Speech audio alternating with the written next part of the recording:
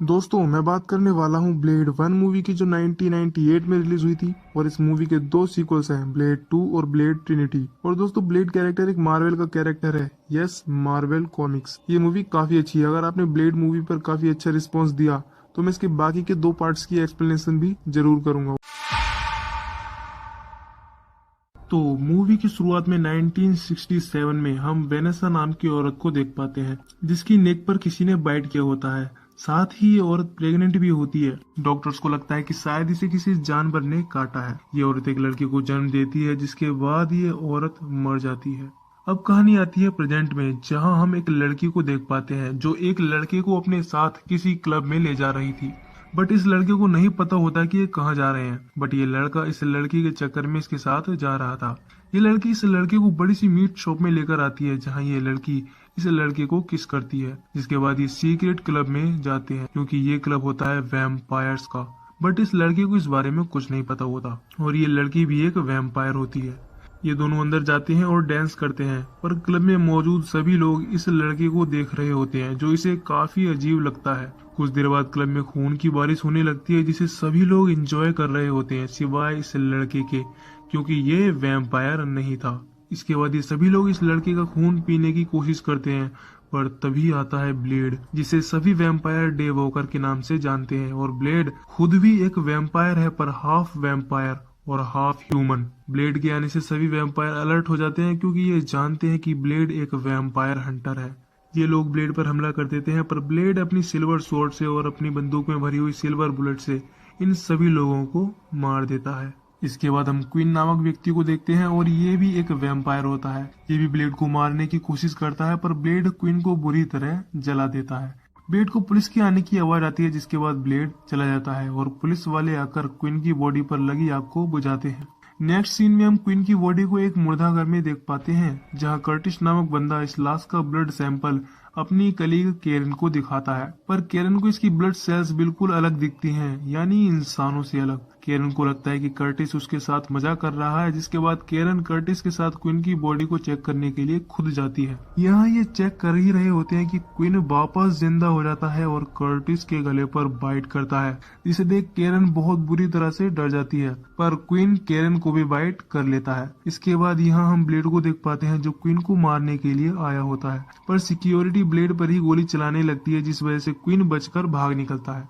Blade जा रहा होता है, पर केरन को देखकर उसे किसी की याद आने लगती है। जिसके बाद ब्लेड केरन को अपने सीक्रेट हेडक्वार्टर लेकर आता है, जहां ब्लेड का पार्टनर विस्लर ब्लेड से कहता है कि अगर 1 घंटा और लेट हो जाती तो ये वैम्पायर बन जाती। इसके बाद विस्लर गार्लिक द्वारा बनाया गया एक सीरम केरन की बॉडी में इंजेक्ट कर देता है, जिससे केरन को काफी तकलीफ हो रही थी।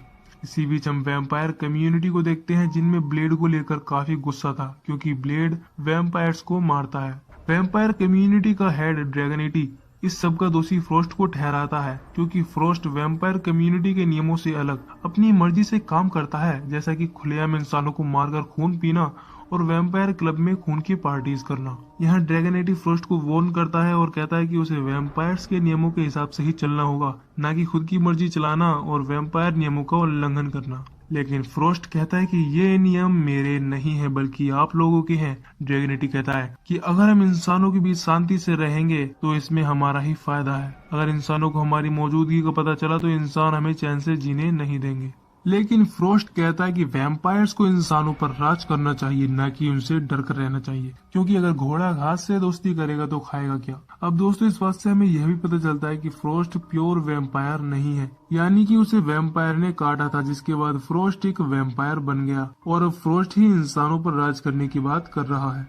यहाँ फ्रोस्ट वैम्पायर कम्युनिटी पर भी अपनी ताकत का रौब दिखाता है, जिसके बाद वो यहाँ से चला जाता है। इसके बाद हम ब्लेड को एक शॉप में देख पाते हैं, जहाँ से वो लिक्विड गार्लिक लेता है और विस्लर को देता है, जिससे विस्लर गार्लिक की मदद से एक सीरम बनाता है। और ये एक खास सीरम होता है जो ब्लेड को समय समय पर दिया जाता है, क्योंकि ब्लेड एक हाफ वैम्पायर है और वैम्पायर को खून की प्यास होती है, और ये सीरम खून की प्यास को कंट्रोल करने के लिए होता है। यहाँ विस्लर सीरम को ब्लेड के शरीर में इंजेक्ट करता है। इधर केरन को भी होश आ गया होता है, जिसके बाद केरन यहाँ से भागने की कोशिश करती है, पर विस्लर केरन का रास्ता रोकता है और केरन से कहता है कि उसे बहुत सावधानी बरतनी पड़ेगी, क्योंकि वैम्पायर्स उसे अब जानते हैं। विस्लर केरन को उसकी सेफ्टी के लिए एक गार्लिक स्प्रे भी देता है, जिसके बाद ब्लेड केरन को वापस घर छोड़ने के लिए निकलता है। दूसरी तरफ हम ड्रैगन 80 को देख पाते हैं जो वैम्पायर लाइब्रेरी में आता है, जहाँ उसे फ्रॉस्ट दिखता है और फ्रॉस्ट वैम्पायर बाइबल को डिकोड करने की कोशिश कर रहा होता है। पर वैम्पायर बाइबल की भाषा बहुत ही पुरानी होती है जिसे डिकोड करना बहुत ही मुश्किल है, यहाँ तक कि ड्रैगन 80 भी इसे डिकोड नहीं कर सकता। लेकिन अगर फ्रॉस्ट ने वैम्पायर बाइबल को डिकोड कर लिया तो वो सबसे ताकतवर बन जाएगा, जिसके बाद वो इंसानों पर राज करेगा। यहाँ ड्रैगन 80 फ्रॉस्ट से कहता है कि तुम यहाँ इस लाइब्रेरी में क्या कर रहे हो, यहाँ सिर्फ कुछ खास लोग आ सकते हैं। पर फ्रॉस्ट ड्रैगन 80 की किसी भी बात पर ध्यान नहीं देता है, जिसके बाद ड्रैगन 80 फ्रॉस्ट को थप्पड़ मारता है, जिससे फ्रॉस्ट गुस्से से उसकी आंखों में देखता है और ड्रैगन 80 डर जाता है क्योंकि उसे फ्रॉस्ट की आंखों में खौफ दिखता है। ड्रैगन 80 कहता है कि तुम ये सब करके बहुत पछताओगे। इतना कहकर ड्रैगन 80 चला जाता है। इधर ब्लेड केरन को छोड़ता है और चला जाता है, लेकिन केरन अभी भी डरी हुई थी। केरन अपने फ्लैट में जाती है, तभी एक पुलिस ऑफिसर आ जाता है जो अपना नाम क्रीगर बताता है और कहता है कि उसका फ्रंट डोर खुला था, इसीलिए वो चेक करने के लिए आ गया। जैसे ही क्रीगर केरन के पास आता है, केरन गार्लिक स्प्रे उस पर छिड़कती है पर उसे कुछ नहीं होता। वो पुलिस ऑफिसर कहता है ये तुम क्या कर रही हो। केरन बताती है कि ये वैम्पायर्स को दूर रखता है। क्रीगर कहता है किसने कहा कि वैम्पायर्स होते हैं, हाँ। तभी ब्लेड आ जाता है और क्रीगर को मार मार कर उसका बुरा हाल कर देता है, क्योंकि ये वैम्पायर्स के लिए काम करता है और इसके गले पर एक अलग तरह का टैटू है जो लोगों को उनके वैम्पायर मालिकों द्वारा पहचान के लिए दिया जाता है। और ये टैटू फ्रॉस्ट का होता है, जिसका मतलब ये पुलिस ऑफिसर फ्रॉस्ट के लिए काम करता है। ब्लेड क्रीगर से फ्रॉस्ट का पता पूछता है, लेकिन क्रीगर कुछ नहीं बताता। लेकिन ये सब केरन को बहुत अजीब लग रहा होता है क्योंकि वो ये सब पहली बार देख रही है। ब्लेड को क्रीगर की कार से बहुत सारा इंसानी खून भी मिलता है, जिसका मतलब होता है कि क्रीगर ये खून फ्रॉस्ट को देने के लिए जा रहा था और वो केरन का भी खून लेने के लिए आया था। पर ब्लेड सही समय पर पहुंच गया और केरन को बचा लिया। यह क्रीगर कुछ नहीं बता रहा होता, जिसके बाद ब्लेड अपनी बंदूक निकालता है, लेकिन केरन ब्लेड को रोकती है, जिस वजह से क्रीगर बचकर भाग निकलता है। ब्लेड केरन को खरी खोटी सुनाता है और कहता है कि अगर वो जिंदा रहना चाहती है तो उसे अपने लिए एक गन चलानी सीखनी होगी। इतना कहकर ब्लेड अपनी कार में बैठ जाता है, लेकिन केरन भी ब्लेड के साथ आने का फैसला करती है क्योंकि वो ब्लेड के साथ ज्यादा सुरक्षित रहेगी। ये दोनों क्रीगर की कार पर नजर रख रहे होते हैं क्योंकि ब्लेड को पता होता है कि क्रीगर फ्रॉस्ट के लिए खून लेने जरूर आएगा। और होता भी ऐसा ही है। रात को क्रीगर वापस अपनी कार लेता है और निकल जाता है। ब्लेड भी क्रीगर का पीछा करने लगता है। क्रीगर की कार क्लब के बाहर आकर रुकती है, जिसके बाद वो इस खून को लेकर क्लब में चला जाता है। ब्लेड भी क्लब के सिक्योरिटी गार्ड को मारता है और अंदर चला जाता है। यहाँ ब्लेड क्रीगर को फिर से मारता है और सीक्रेट गेट के बारे में पूछता है। क्रीगर ब्लेड को एक सीक्रेट रूट दिखाता है जिसका रास्ता एक फ्रिज से था। दूसरी तरफ फ्रॉस्ट ने वैम्पायर बाइबल को डिकोड कर लिया होता है और अब उसे पता होता है कि उसे आगे क्या करना है। यहाँ क्रीगर आता है और ब्लेड के बारे में बताता है, जिससे सुन फ्रॉस्ट को बहुत गुस्सा आता है और क्रीगर को मारकर उसका खून पी जाता है।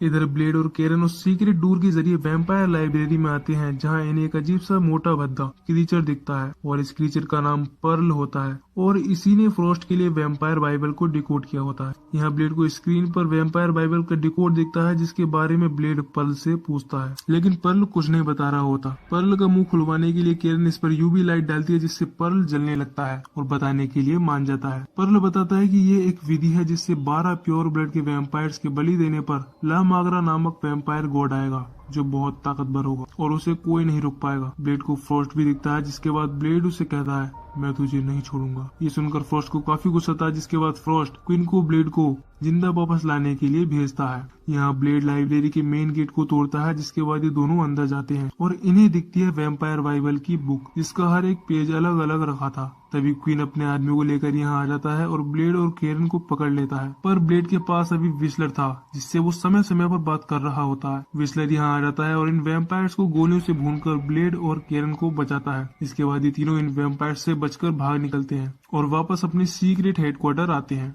इसके बाद हम व्हिसलर और केरन को देख पाते हैं, जहां केरन ब्लेड के पास्ट के बारे में पूछती है। इस पर व्हिसलर बताता है कि ब्लेड एक 13 साल का लड़का था जब वो उसे मिला और वो उस वक्त वैम्पायर्स की तरह खून का प्यासा नहीं था, पर जैसे जैसे ब्लेड बड़ा हुआ ब्लेड को खून की प्यास जागने लगी। इसके बाद उसने एक सीरम बनाया जो ब्लेड की खून की प्यास को कंट्रोल करने में बहुत काम आया। यहाँ हमें ये भी पता चलता है कि ब्लेड एक अनाथ था क्योंकि उसकी माँ को वैम्पायर ने काट लिया जब वो अपनी माँ के पेट में था, और यही वजह होती है कि ब्लेड हाफ वैम्पायर और हाफ ह्यूमन है और इसी खासियत की वजह से ब्लेड बाकी वैम्पायर से अलग है। साथ ही वो दिन की रोशनी में भी रह सकता है। इसके बाद केरन ब्लेड के पास जाती है और कहती है कि उसे व्हिसलर ने बताया कि तुम क्या हो। ब्लेड कहता है कि मैं ऐसा इसीलिए बना क्योंकि मैं उस वैम्पायर को ढूंढना चाहता हूँ जिसने मेरी माँ को काटा था। दूसरी तरफ हम क्वीन को देखते हैं जो फ्रॉस्ट से ब्लेड को पकड़ने का एक और मौका मांगता है। इसके बाद हम देखते हैं कि ये सभी वैम्पायर कम्युनिटी हेड ड्रैगन को पकड़कर बाहर लाते हैं। जैसे ही सूरज की पहली किरण ड्रैगन पर पड़ती है वो बहुत ही बुरी तरह से मारा जाता है और इस तरह फ्रॉस्ट बन जाता है वैम्पायर कम्युनिटी का नया हेड।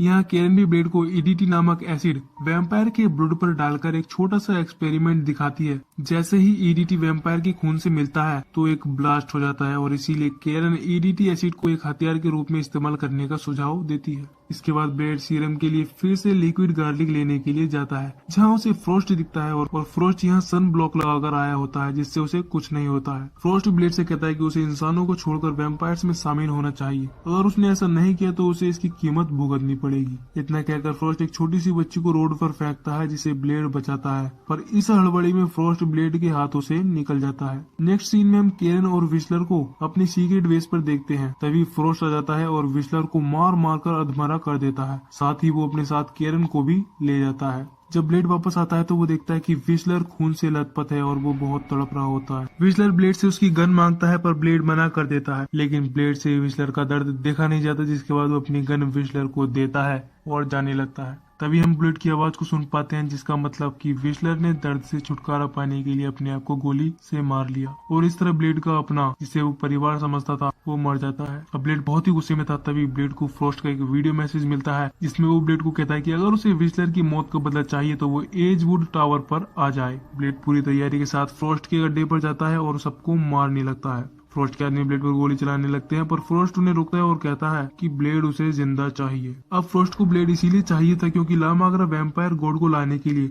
ब्लेड का खून चाहिए था, क्योंकि ब्लेड खास वैम्पायर है, क्योंकि वो दिन में भी बिना किसी डर के रह सकता है। खैर ब्लेड फ्रॉस्ट के सभी आदमियों को मारता हुआ फ्रॉस्ट के रूम में जा पहुंचता है जहां उसे फ्रॉस्ट नहीं मिलता बल्कि एक औरत मिलती है। और दोस्तों अगर आपको याद हो तो ये वही औरत है जिसे हमने कहानी की शुरुआत में देखा था। ब्लेड इस औरत को गौर से देखता है और माँ कहता है। जी हाँ दोस्तों, ब्लेड वही लड़का है जिसने उस रात वेनेसा यानी इस औरत से जन्म लिया था और ये औरत ब्लेड की माँ थी। ब्लेड अपनी माँ को देखकर शौक में रहता है। तभी फ्रॉस्ट पीछे से आकर ब्लेड को शौक देकर पकड़ लेता है और ब्लेड को बताता है कि उस रात फ्रॉस्ट ने ही उसकी माँ को काटा था जिससे वेनेसा भी वैम्पायर बन गई और तब से लेकर अब तक जिंदा रही। लेकिन अब वेनेसा पूरी तरह फ्रॉस्ट के लिए काम करती है, उसे कोई फर्क नहीं पड़ता कि ब्लेड उसका बेटा है या नहीं। खैर इसके बाद केरन और ब्लेड को बंदी बनाकर एक वैम्पायर टेम्पल लाते हैं जहां फ्रॉस्ट रिचुअल द्वारा लामाग्रा को ला सके। इसके बाद ही ब्लेड को एक ताबूत में बंद करते हैं जिससे ब्लेड का बहुत खून बह रहा होता है। साथ ही फ्रॉस्ट वैम्पायर कम्युनिटी के सभी 12 वैम्पायर्स को इनमें शामिल करता है ताकि वो 12 प्योर ब्लड वैम्पायर्स को सैक्रिफाइस करके ताकतवर बन सके। ब्लेड का खून टेम्पल के 12 रेसेस से निकलकर सभी 12 वैम्पायर्स पर आकर गिरता है और एक खून की बूंद टेम्पल के सेंटर से फ्रॉस्ट के ऊपर गिरती है, जिसके बाद आसमान में बिजली गरजती है और ये बिजली टेम्पल पर आकर गिरती है जिससे सभी 12 वैम्पायर्स की सोल निकलकर फ्रॉस्ट के अंदर समा जाती है। और अब फ्रॉस्ट के अंदर लामाग्रा प्रवेश कर चुका था क्योंकि अब फ्रॉस्ट की आंखें लाल हो चुकी थी। इधर केरन को एक गड्ढे में फेंक दिया जाता है जहाँ उसे कर्टिस मिलता है और ये वही व्यक्ति है जो क्वीन की बॉडी का ब्लड सैंपल केरन को दिखाया था। और अब कर्टिस एक वैम्पायर बन चुका था। कर्टिस केरन पर हमला कर देता है पर केरन कर्टिस को एक हड्डी की मदद से गिराती है और गड्ढे से बाहर निकलकर ब्लेड को ढूंढती है। केरन ब्लेड को ताबूत से निकालती है पर ब्लेड अब बहुत कमजोर था क्योंकि उसके पास उसका सीरम नहीं था। अब केरन के पास सिर्फ एक ही रास्ता था। केरन ब्लेड को अपना खून पिला देती है जिसके बाद ब्लेड सीरम के मुकाबले 10 गुना ज्यादा ताकतवर हो जाता है। यहाँ ब्लेड को मारने के लिए ब्लेड की माँ आ जाती है पर इस बार ब्लेड अपनी माँ पर रहम नहीं करता बल्कि उसे मार देता है। इसके बाद ब्लेड नीचे आता है और सबसे पहले क्वीन को मार देता है। इसके बाद ब्लेड अपनी पूरी ताकत से फ्रॉस्ट पर हमला करता है पर फ्रॉस्ट अब पहले से बहुत ज्यादा ताकतवर हो गया था। लेकिन ब्लेड फ्रॉस्ट के एक हाथ को काटकर उसे बीच से काट देता है पर फ्रॉस्ट अपने आप को फिर से ठीक कर लेता है क्योंकि अब उसके अंदर बहुत सी सुपर नेचुरल शक्तियाँ थी। अब ब्लेड के पास फ्रॉस्ट को मारने का कोई तरीका नहीं था क्योंकि वो अपने आप को वापस ठीक कर लेता है। लेकिन तभी ब्लेड को ईडीटी नामक एसिड की याद आती है क्योंकि वो वैम्पायर्स के खून में मिलकर उसमें ब्लास्ट कर सकता है जैसा पिछली बार केरन ने दिखाया था। ब्लेड ऐसा ही करता है और ईडीटी एसिड को फ्रॉस्ट में इंजेक्ट कर देता है। ईडीटी एसिड इंजेक्ट करते ही फ्रॉस्ट फूल कर फट जाता है और इस तरह ब्लेड दुनिया को बचा लेता है। क्योंकि अगर फ्रॉस्ट को नहीं मारा जाता तो फ्रॉस्ट ला मागरा की ताकत से पूरी इंसानियत को वैम्पायर में बना देता। खैर फ्रॉस्ट को मारने के बाद ये दोनों वैम्पायर टेम्पल से बाहर निकलते हैं और यहाँ ब्लेड कैलन से कहता है कि तुम्हें मेरे लिए एक बेटर सीरम बनाना होगा। इसके ही अगले पल हम मॉस्को में एक वैम्पायर को देखते हैं जो एक लड़की का खून पीने ही वाला था। तभी ब्लेड की एंट्री होती है और ब्लेड इस वैम्पायर को मार देता है। इसी के साथ ब्लेड सीरीज की पहली मूवी ब्लेड की कहानी यही खत्म हो जाती है। दोस्तों आई होप कि आपको एक्सप्लेनेशन पसंद आई होगी, तो प्लीज वीडियो लाइक करें और चैनल सब्सक्राइब करें ताकि जब भी वीडियो अपलोड हो तो आपको नोटिफिकेशन मिल जाए। मैं मिलूंगा आपसे नई वीडियो में, तब तक के लिए बाय बाय।